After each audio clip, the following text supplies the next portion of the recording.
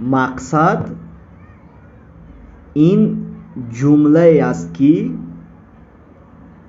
ба саволи барои чӣ ту зиндагӣ мекунӣ ҷавоб медиҳад.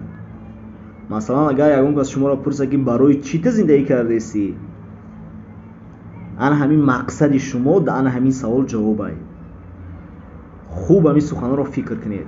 кадом одамое ки то ҳол дар зиндагӣ шахсияти худашона сохтагӣ нестанд, то ҳол дар зиндагӣ мақсади муайяну аниқу дақиқ надоранд, барои онҳо ман тавсия метиҳам ки ҳаракат кунанд то миссияи бузурги худашона, мақсади бузурги худашона дар зиндагӣ ёбанд.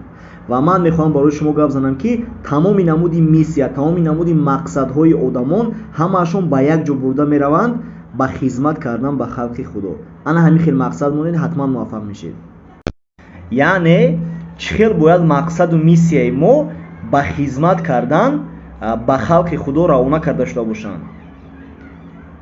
мо шумо бояд як хел идея ташкил кунем, як хел стратегия ташкил кунем ки ана ҳамин соҳада мо худамон истеъдод дошта бошем.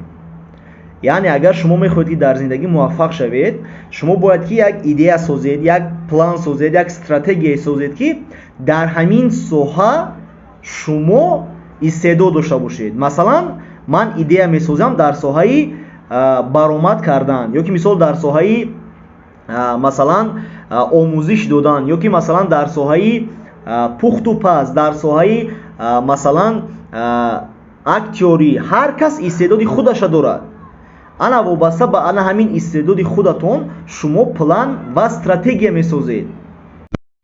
ана ку бинед, вақте ки шумо план ва стратегия сохтед вобаста аз ана ҳамон истеъдоде ки доред, баъдан шумо бояд ки мафҳуми ҳамин плантона, мафҳуми ҳамин стратегиятона як хеле ташкил кунед ки конечни результаташ, яъне натиҷаи охироне ки шумо рафта мерасед, ҳамун натиҷаи конечнигиш охиронаш ин софдилона хизмат ба халқ бошад. вақте ки шумо ана ҳамин хел плану стратегия месозед, дӯстони азиз, ҳам пул, ҳам муваффақият, ҳам сарват, ҳам намедонам ҳурмат, чизе ки шумо дар кор бошад дар зиндагӣ, ҳамин чизо шумода мебиёяд. главни мо бояд як чиза муҳим аст дарк кунем ки аз ҳамада чизи муҳимтарин ин хизмат кардан аст, хизмат кардан ба халқи худо. ман гуфтам ки конечни результати мо бояд ки хизмат кардан бошад. барои он ки бисёре одамо ҳамин хел хатогӣ мекунанд ки вақте ки барои худашон ягон миссия ташкил мекунанд, план ташкил мекунанд, мақсад ташкил мекунанд ва ё мақсади асосишона пул мемонанд, ё ки мақсади асосишона муваффақ шидан мемонанд, ё ки мақсади асосишона дар байни мардум масалан шӯҳрат ёфтан мемонанд. барои ҳамин 99.9% ана ҳамин хел мақсадо крах мешавад, яъне амалӣ намешаванд. барои чӣ? барое ки аввалин дараҷа мақсад чӣ набуд? хизмат кардан набуд, пул буд, дигару дигар чизо.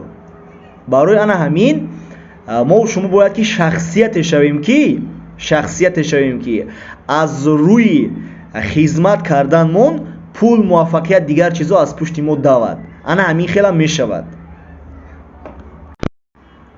ва дар охир мехоҳам як чизро қайд кунам ки танҳо дар ин зиндагӣ ана ҳамон мақсадҳое то ба охир, масалан то пас аз мурдани мо низ кори худашона давом медиҳанд, фоидаи худашона, нафъи худашона расонидан мегиранд ки дар он мақсадҳо розигии худованд бошад.